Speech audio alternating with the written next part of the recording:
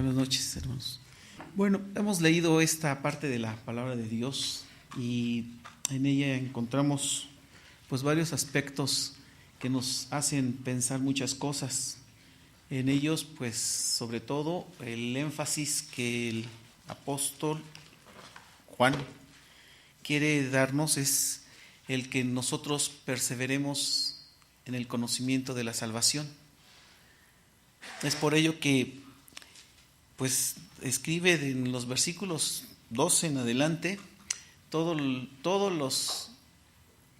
las cosas o sucesos que pueden haber dentro de una comunidad cristiana, sobre todo en la comunidad que él dirigía.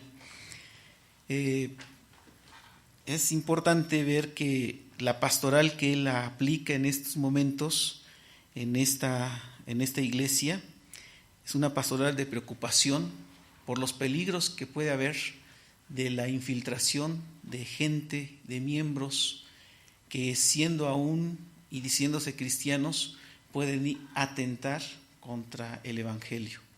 Es muy importante esta situación, muy preocupante para el apóstol Juan el ver esta situación.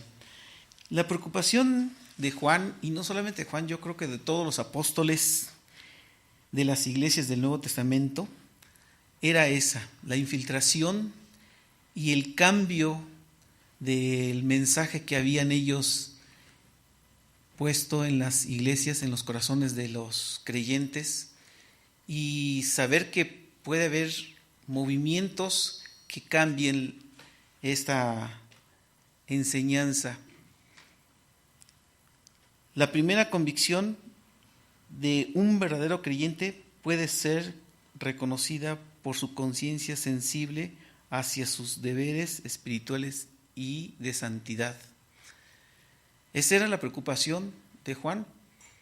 Y Juan, si nos damos cuenta aquí, después de haber leído el capítulo 1, escuchado el mensaje del domingo y los versículos del 1 al 11 de ayer con nuestra hermana Edith, no queda más que ver cómo Juan había puesto en la iglesia que él dirigía, en la comunidad, ese sentir del verdadero evangelio. Y, sin embargo, Juan no tiene en sus manos el control de todos los miembros de la iglesia. Es difícil. Es más, se supone que le manda una carta es porque ya no estaba en aquel lugar, en aquella comunidad. Por lo tanto, tiene que escribir 1, 2, 3 cartas a la comunidad cristiana para que puedan entender el peligro en que puede estar la iglesia amenazada por varios aspectos fundamentales. En este momento, pues el apóstol tenía la preocupación de la situación, de cómo entendían qué era el mundo o cómo era el mundo. La otra preocupación era lo que señala exactamente con sus palabras el anticristo. Se habían infiltrado muchas cosas ya en la comunidad. Comenzaban a haber preguntas, dudas que no podían contestarse a ellos mismos porque todavía no tenían el pleno conocimiento del Evangelio o porque no tenían quien pudiera pues explicarles, enseñarles cuál era la situación que necesitaban entender. Por eso Juan comienza a escribir y en el versículo 12 encontramos la forma en que escribe. Dice el versículo 12: os escribo a vosotros, hijitos, porque vuestros pecados os han sido perdonados en su nombre. Aquí el apóstol Juan, estamos acostumbrados a decir Pablo, Pablo, Pablo, y Juan casi nunca. Aquí el apóstol Juan tiene esa preocupación y les escribe de una forma muy cariñosa, muy cercada a ellos. Él se sentía con toda la confianza de decirle hijitos a toda la comunidad cristiana que él dirigía. Pero yo veo dos aspectos con esa palabra. Esa palabra no solamente tiene el significado de hijitos, porque es una comunidad donde él ve que es como padre y que ellos son pues pequeños, hijitos, cariño, con cariño. Y el apóstol Pablo, el apóstol Juan, nuevamente Pablo, el apóstol Juan tiene esa percepción de llegar a la iglesia desde esa perspectiva, decirle hijitos. Vamos a ver cuáles son esas perspectivas, por qué lo dice así. Una, porque o los consideraba hijitos por el cariño que demostraba a ellos, o los consideraba hijitos porque eran pequeñitos en la fe. Tenemos que entender cuál era la preocupación de Pablo en ese sentido. Hijitos, sí, porque los quería mucho, o hijitos porque eran pequeñitos en el conocimiento del Evangelio, o porque no habían madurado, porque eran tiernos, podríamos decir. Sin embargo, Juan continúa con su carta y dice: hijitos, os escribo porque vuestros pecados os han sido perdonados en su nombre. Fíjense la sensibilidad de Juan para escribirle a esta gente que o eran hijitos porque los quería mucho, o eran hijitos porque no tenían todo el conocimiento y eran pequeños en la fe, y les dice, antes de hacer cualquier valor de juicio, antes de ponerse como juez, antes de poner a juzgar si la iglesia que estaba trabajando había cometido faltas, ya no era la iglesia que él había sembrado, antes de todo eso, les dice, porque vuestros pecados os han sido perdonados. No se pone como un apóstol regañador que va a escribir y ahora sí me las van a pagar. No se pone como un apóstol que va a juzgar y que va a dictar reglas y así se hacen las cosas, porque así está escrito, porque así les enseñé. No lo dice así. Ante todo pone, por si hubiera fallado la iglesia o algún miembro de esa comunidad, dice, porque vuestros pecados han sido perdonados. ¿No? Así empieza a escribir Juan a esta comunidad cristiana. Y de inmediato entra y se va con los padres. Y les dice, ¿cómo les dice? Hay dos juegos de palabras ahí muy importantes y no sé si los distinguieron ustedes. Pero del versículo 13 hasta el 14 dice, os escribo a vosotros padres porque conocéis al que ha sido desde el principio.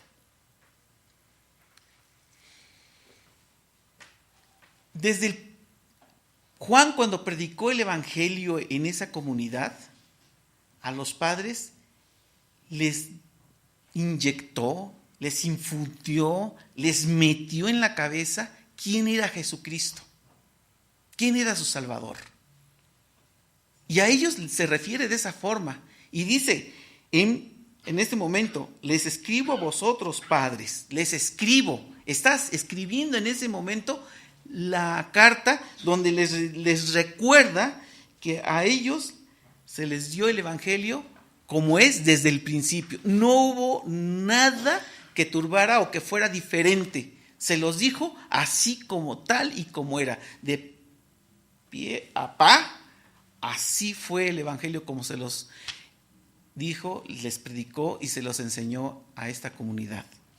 Pero quiero hacer una diferencia. Si vemos en el versículo, os escribo vosotros, padres, el versículo 14. Fíjense cómo dice. ¿Cómo dice? Os he escrito a vosotros, padres, porque habéis conocido al que es desde el principio. ¿Qué diferencia hay entre el primer versículo, que es el 13, y el 14? ¿Qué diferencia hay? pues les está diciendo lo mismo, ¿no?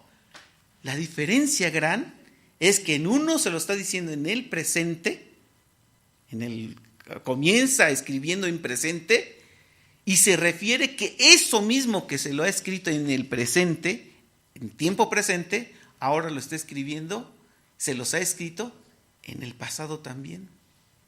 Os he escrito. No hay ninguna duda, ahí está.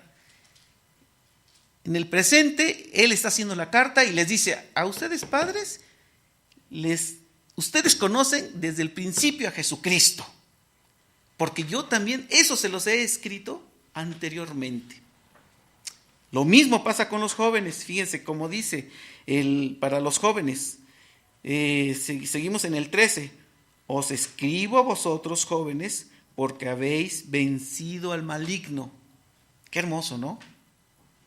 Reconoce un trabajo que también vuelve a repetirlo en el versículo 14.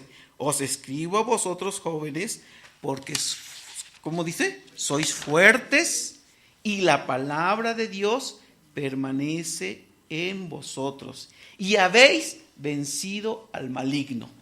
La enseñanza del pasado, ahora para esta iglesia, para esta comunidad, nuevamente vuelve a referir lo mismo y hasta le aumenta un poquito más. En el pasado les enseñó todo, la palabra de Dios, que permanecieran en ella, porque con ella pueden vencer al maligno, y en el presente les dice, os escribo a vosotros jóvenes porque sois fuertes y la palabra de Dios permanece para siempre. Y en el presente añade a otra persona más, a otro grupo más. Aquí vuelve a decir hijitos, dice al final del versículo 14, a vosotros hijitos porque habéis conocido al Padre. Fíjense nada más. Y si revisamos el versículo 15, 14, ya me hice bolas, que no lo veo bien. En el 13 dice hijitos. Si revisamos en el 14, en el pasado no consideraba a los hijitos, a los niños. Fíjense cómo la diferencia, que en pocas palabras a veces lo leemos y vemos que pues lo mismo que dice en el versículo 13 lo repite en el 14. No hay ninguna diferencia. Sí hay una diferencia muy grande. En el 13 al final dice, os escribo a vosotros hijitos.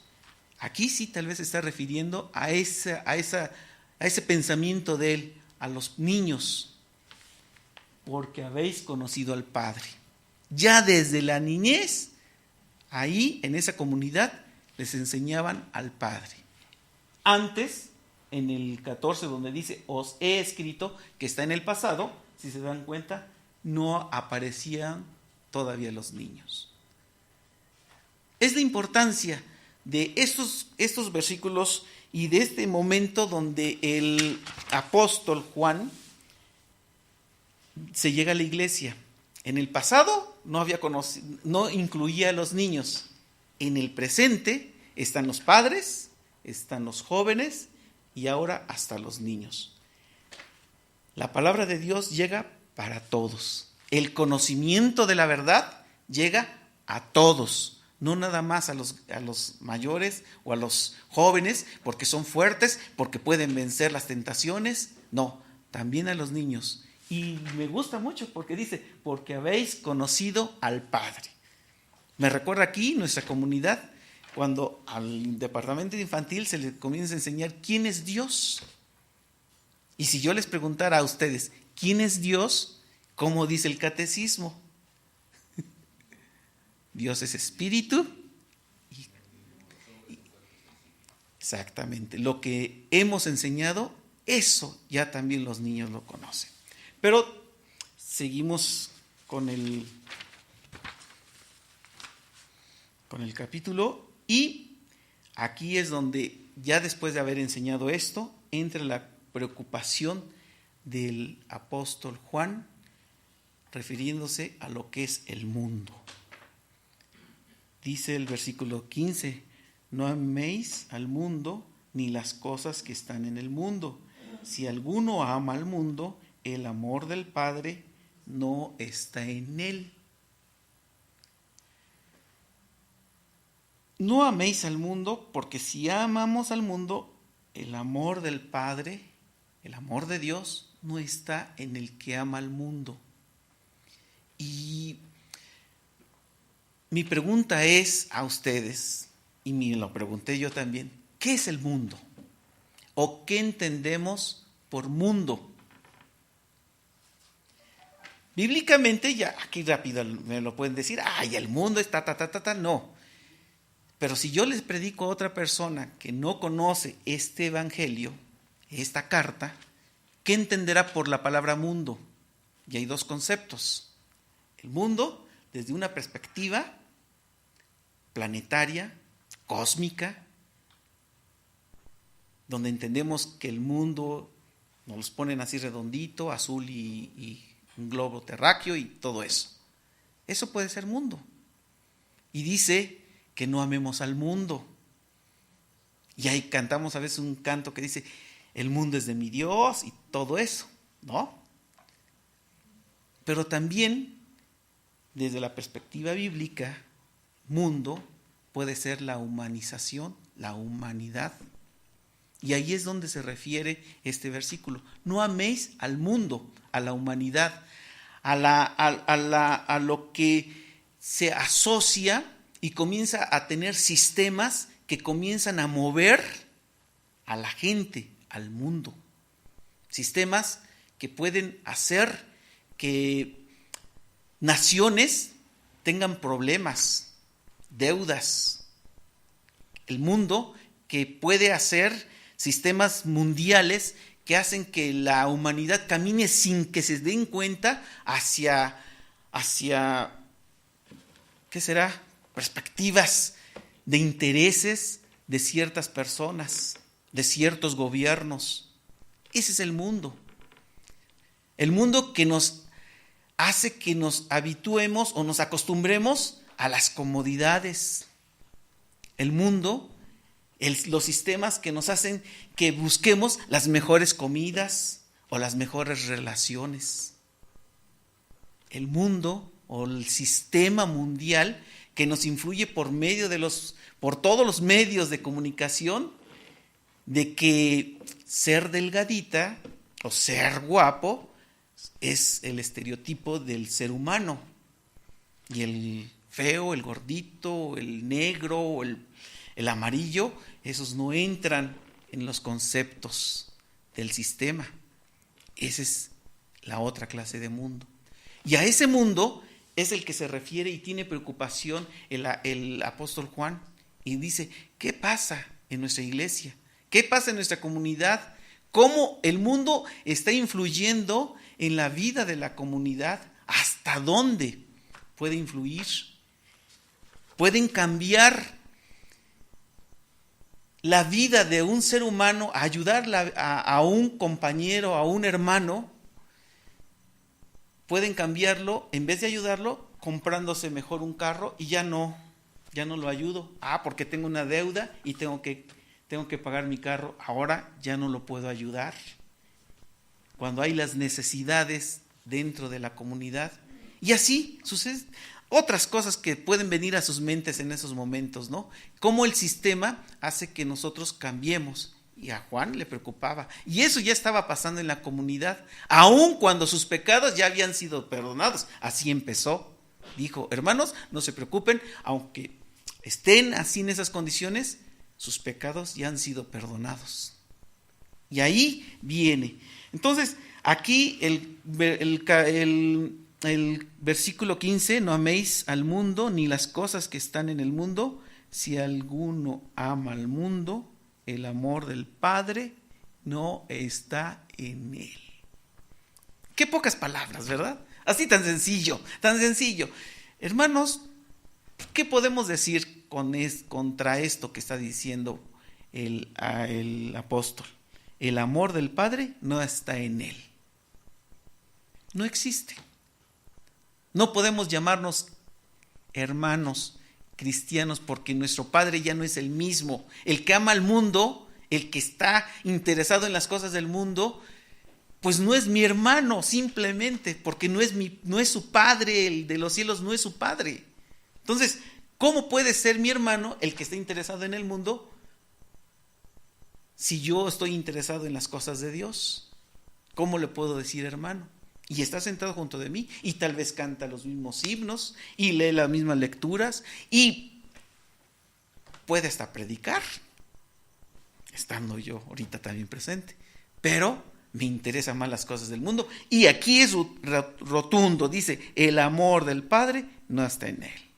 Sencillo, no hay que ponerlo a discutir, ni hay que plantear aquí una teología a ver qué es el amor del Padre no está en él. Yo creo que lo entendemos sencillamente, claramente. Continúa, dice, porque todo lo que ama, todo lo que hay en el mundo, los deseos, o sea, las pasiones de la carne, los deseos de los ojos y la vanagloria, la arrogancia de la vida, no proviene del Padre, sino del mundo. Eso es lo que nos inyecta. Eso es lo que nos da la perspectiva del sistema mundial que nos dirige, que estamos inmersos. No podemos decir, yo no estoy inmerso en esa situación. Yo, Rubén Núñez, como empresario, estoy metido en un sistema donde me hacen hacer así. Es difícil. Ustedes que trabajan, ustedes amas de casa que compran en los mercados, no van a comprar a un mercado celestial, ¿o sí? En un mercado donde está el sistema impuesto, que así se debe de comprar y así se debe de pagar. Y cuando quieren, por decir a las amas de casa, a los amos de casa también, cuando vamos al mercado, si quieren, el pan sube o baja, la tortilla sube o baja, lo que diga el mundo. ¿Y a poco ese día dejamos de comer pan o tortilla o jitomates, que es lo que veo que sube y baja tanto? No, el sistema lo está imponiendo y nosotros tenemos que estar. El problema de esto es de que si nosotros amamos más esa situación o la verdad. ¿Cuál es nuestro conocimiento ante esas situaciones? Eso es lo que Juan le quiere impactar a la iglesia para que ella reaccione.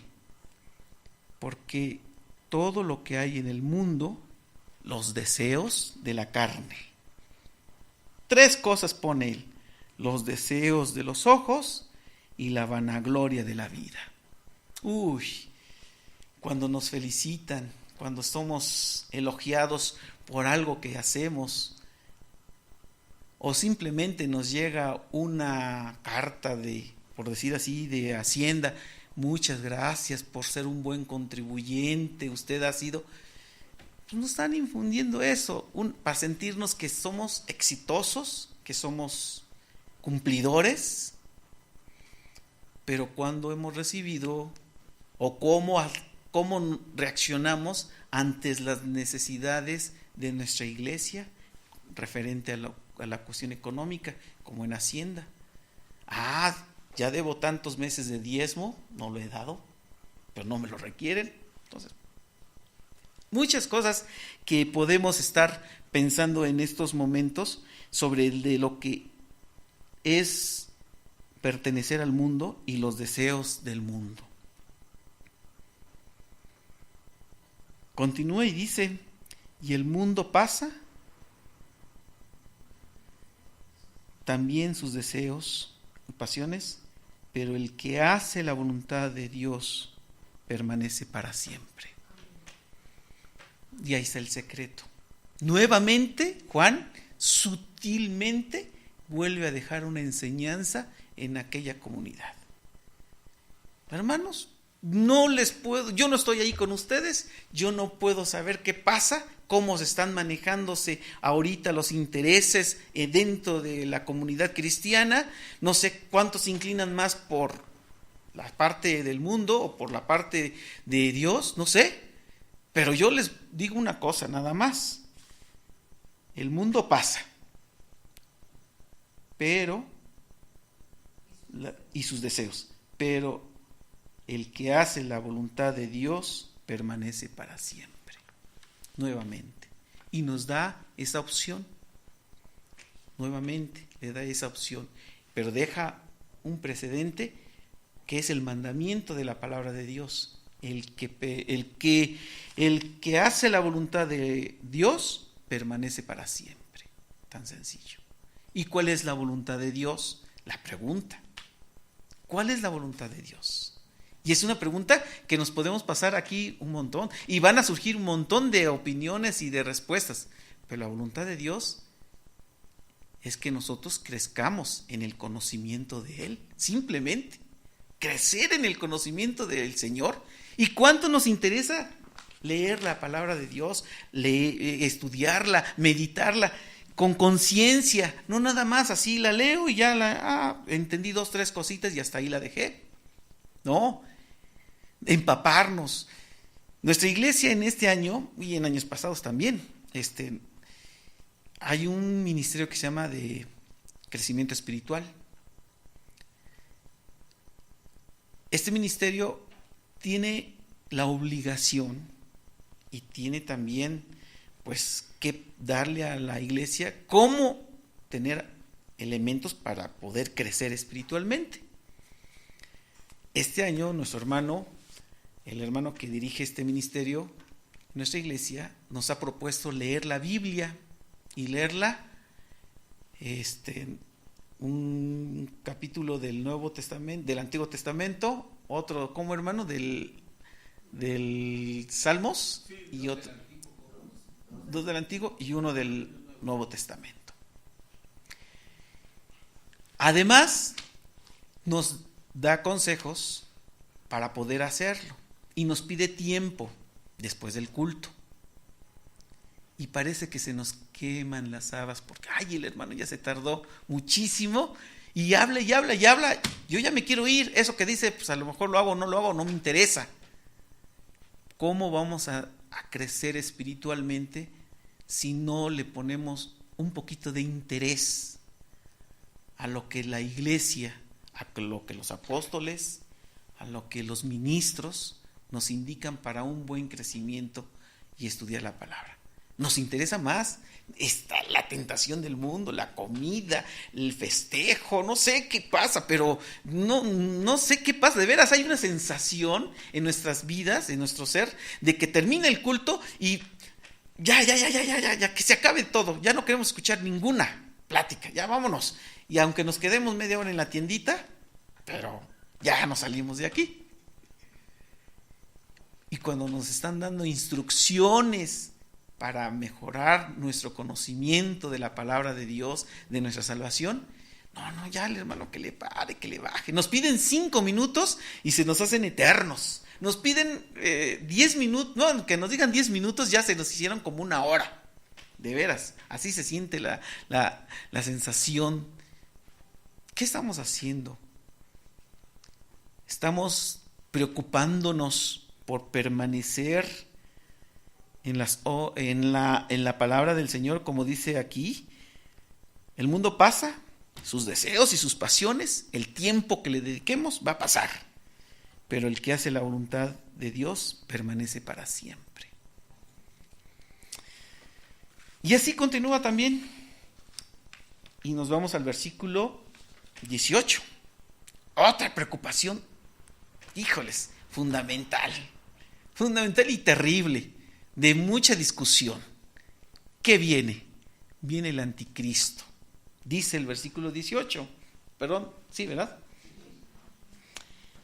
Hijitos, ya es el último tiempo, y según vosotros oísteis que el anticristo viene, así ahora han de surgir muchos anticristos.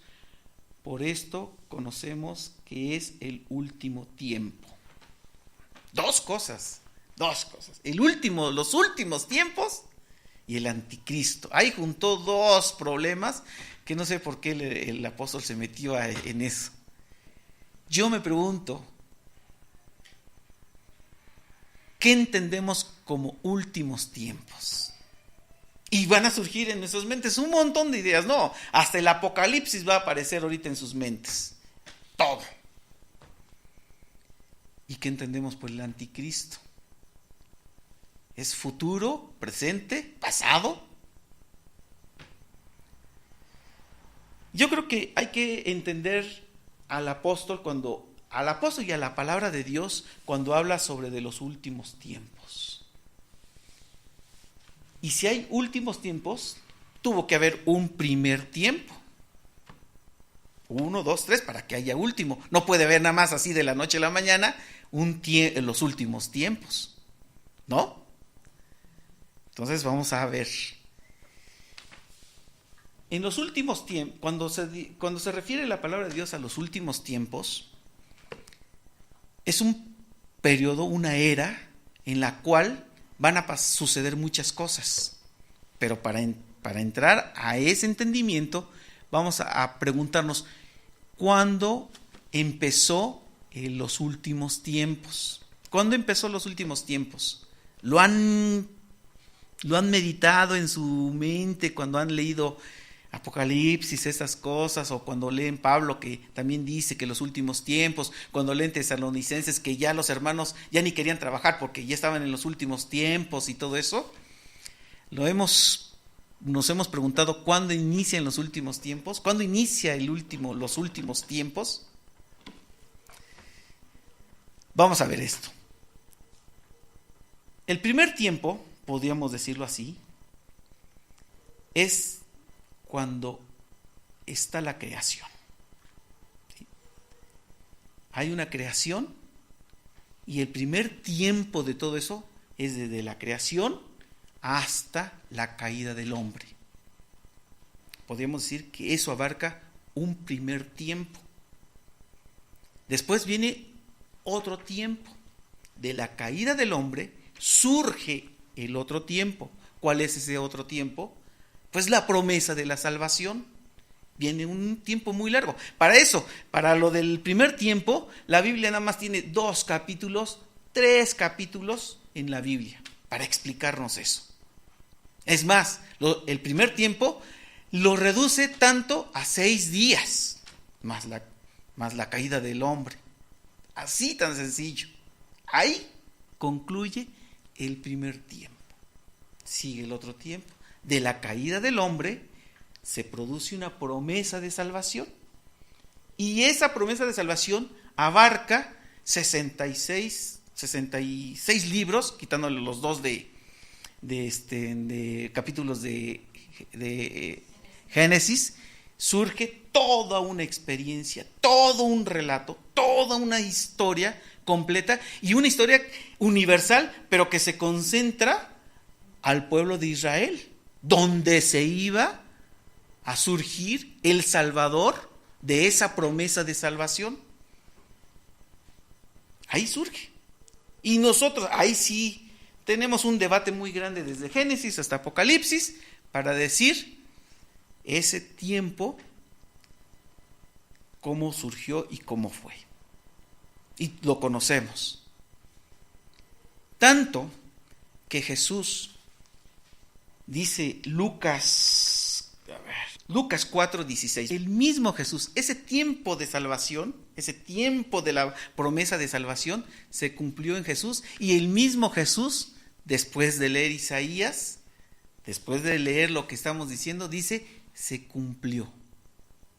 Ahí podemos decir que termina el periodo de la promesa de salvación. Muy largo, que será desde la caída hasta Jesús, no me imagino cuántos siglos completamente, larguísimo, pasando por todo, por el pueblo que escogió Dios allí con los caldeos, hasta que Jesús nace y muere. Y aquí Jesús, en un primer instancia, dice, se cumplió conmigo esa promesa de salvación. Es un tiempo, ahí va. Pero realmente la promesa se cumple de salvación cuando muere Jesucristo y en la cruz se cumple completamente. Y termina ahí un periodo más. Y comienza ahora otro tiempo. Vamos a ver Hechos 1, del 6 al 11.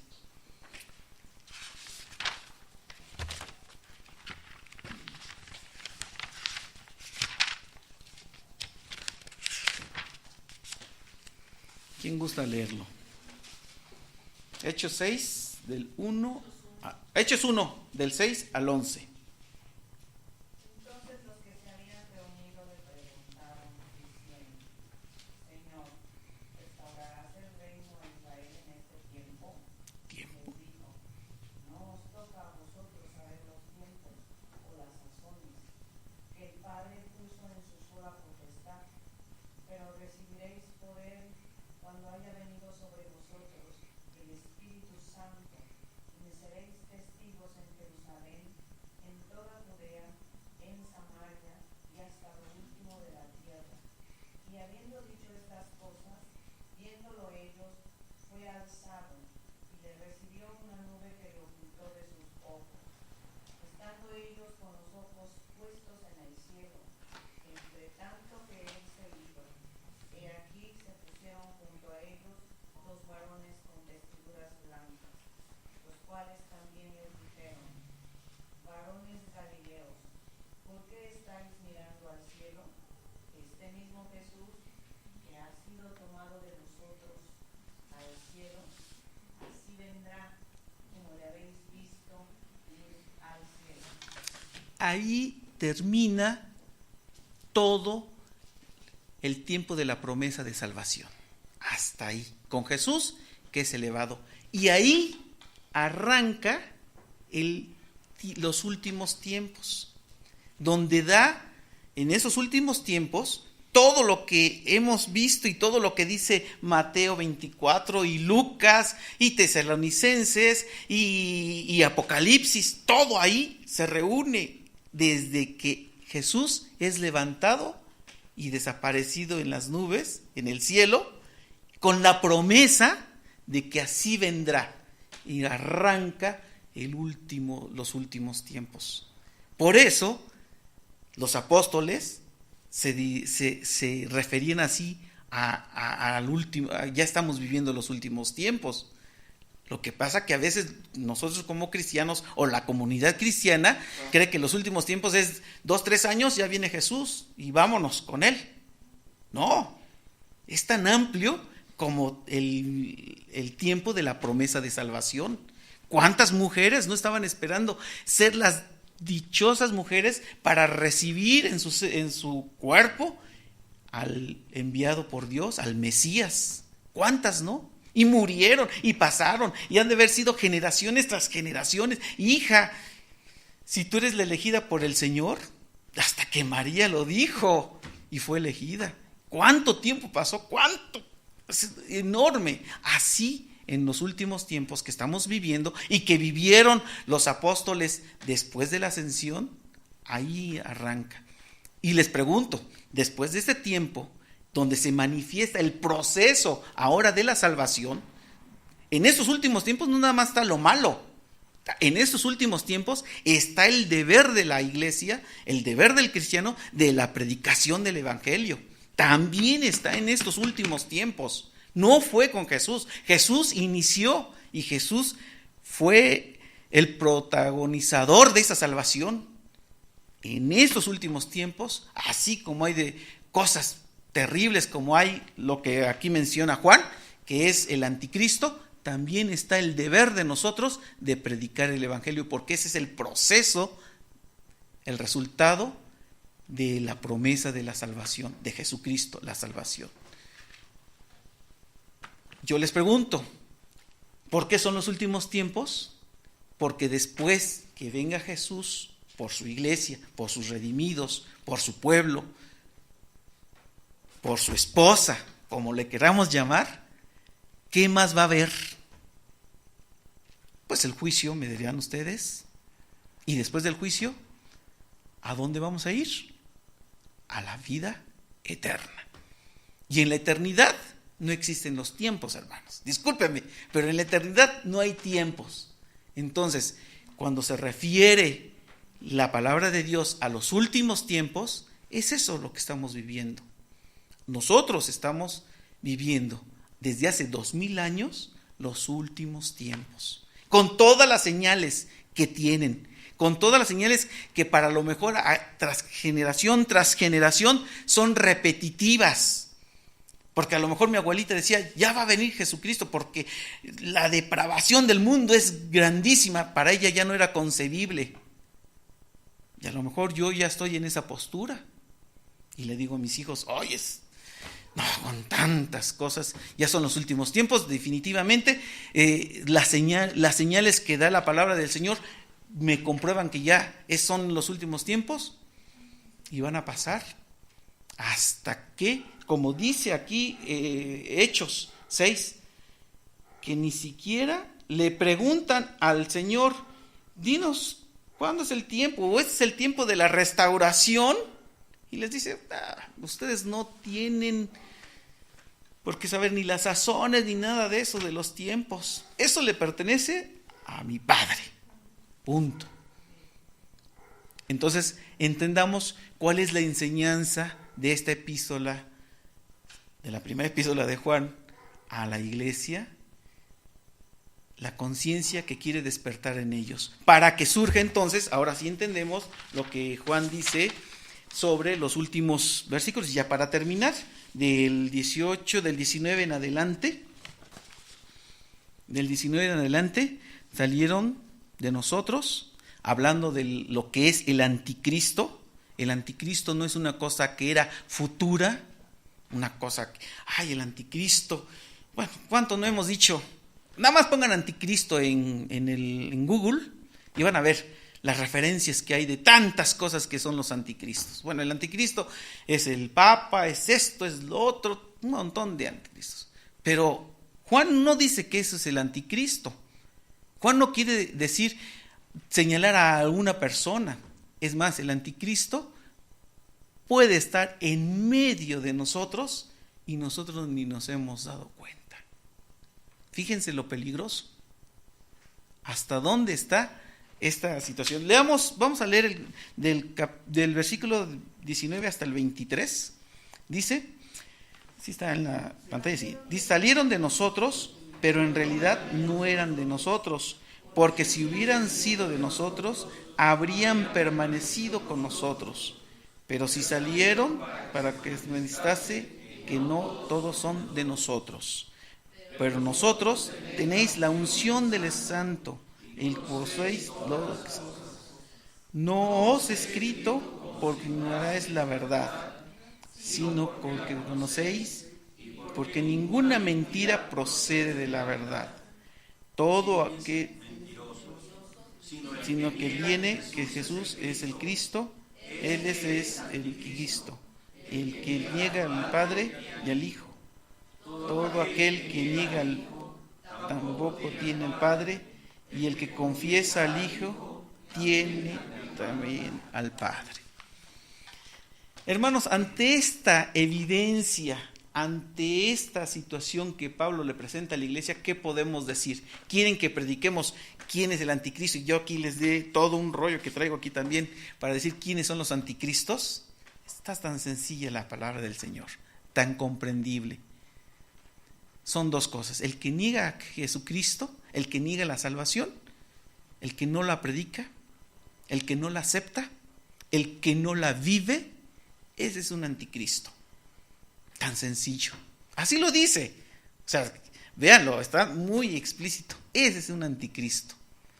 No necesitamos ver que haga mítines, que haga y que mueva a la iglesia, que venga y la destruya. Simplemente con que no reconozca a él en su corazón que Jesucristo es el Salvador del mundo, con eso es suficiente para que sea anticristo.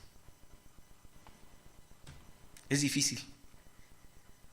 Es difícil, porque en medio de nosotros, dice la palabra del Señor, que están a veces como lobos feroces. A veces se desarrollan dentro de nosotros y no nos damos cuenta quién es o quién es ese. El que manifiesta la verdad, el que se interesa por el conocimiento de su salvación, ese permanece para siempre, dice la palabra del Señor. La forma para evitar ser engañados por el gran anticristo. ¿Quién sería el gran anticristo? Pues nada más. Porque él sí ya niega definitivamente.